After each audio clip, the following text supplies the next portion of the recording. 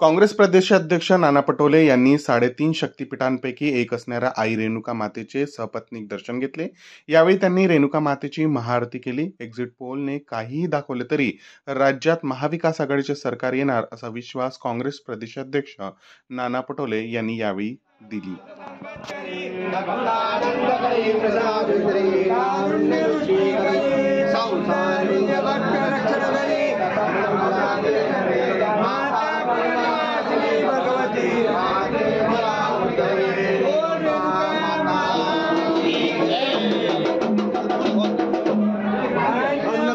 सदापूर्णे शंकर पाल वल्लभे ज्ञान वैराग सिद्धांत शांतीत पार्वती